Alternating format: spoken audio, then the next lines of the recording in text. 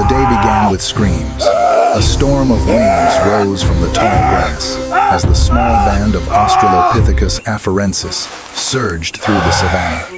The air shimmered with heat and fear.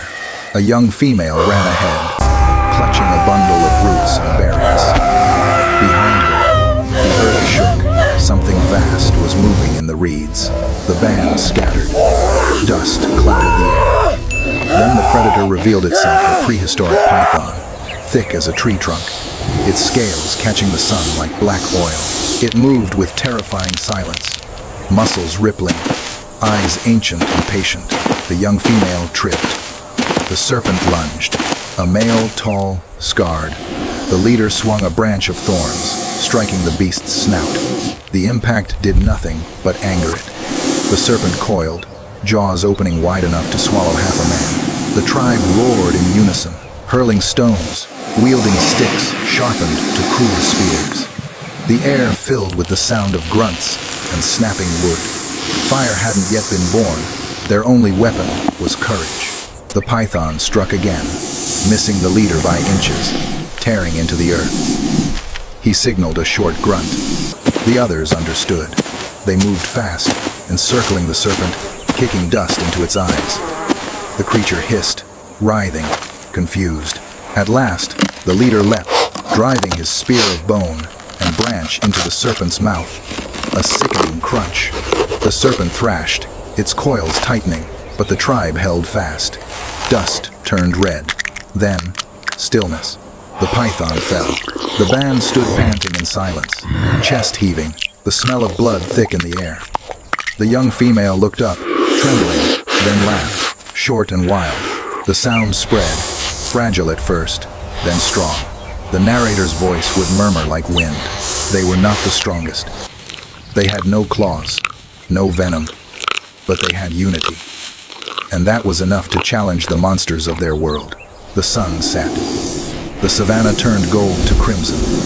They skinned the serpent, slicing its flesh with sharp flakes of obsidian. Fat sizzled over a pit of embers, a stolen ember from a lightning strike days before. Children danced in the smoke. The leader sat apart, watching the horizon. The scent of rain carried on the wind. Something was changing. By dawn, the storm arrived. Thunder tore the sky apart.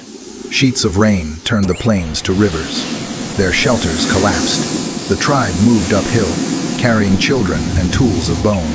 Lightning flashed across the grasslands, striking trees that burst into fire. They huddled in the glow, terrified, yet drawn to the flame. The young female reached toward it. It bit her finger, pain and light. But when she raised a burning branch to the sky, the tribe understood. Fire could be tamed. Days passed. The storm left behind a new world, clean, green, and quiet. The river overflowed, leaving behind pools filled with fish trapped in mud. They learned to use sticks as levers, prying the fish free. They smashed shells on stone to reach the soft meat inside. Hunger became less cruel, but peace never lasted long. While foraging near the river, a child disappeared. Only a faint drag mark led into the weeds. The tribe followed, hearts pounding, and found what they feared, the same kind of serpent, smaller but faster, wrapping around its prey. This Hyenas! time, fear Many hyenas! turned to We fury. must run now! They moved like hunters now, fire in hand, tools sharpened. The leader struck first, flame against scale.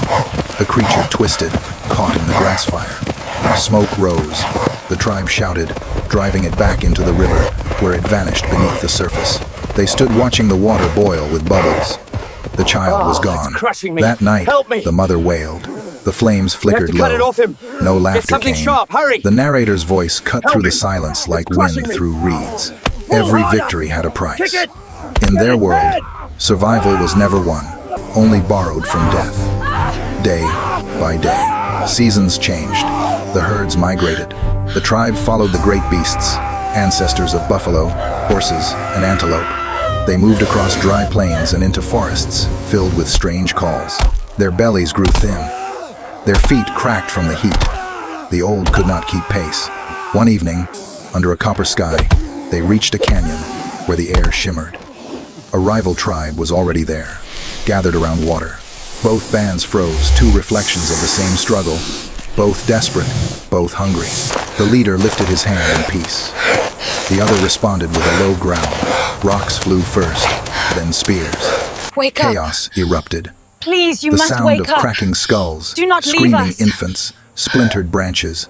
The young female, now stronger, dragged two children away as flames from a dropped torch spread into the dry grass. The canyon became an inferno. Both tribes scattered into the night. By morning, the world was ash. The survivors, fewer now, limped along the blackened earth. The leader's arm was burned. The young female carried water and folded leaves. They were quieter than before. Yet, amid the smoke, new life appeared. Tender green shoots rose from the scorched soil. They stopped and stared.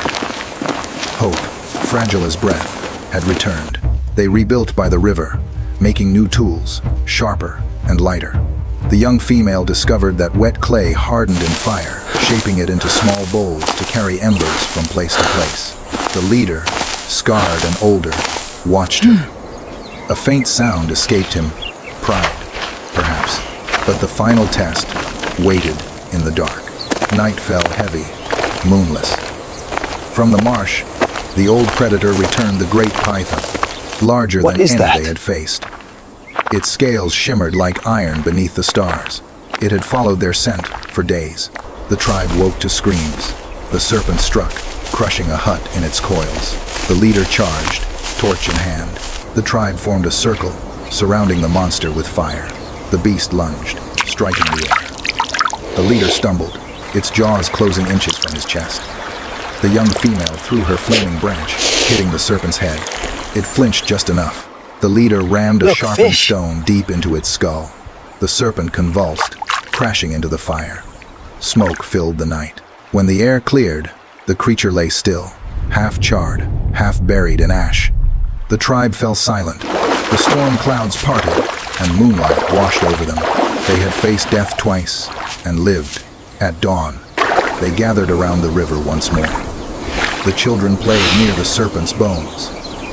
The leader touched the scar on his arm, then looked to the sky.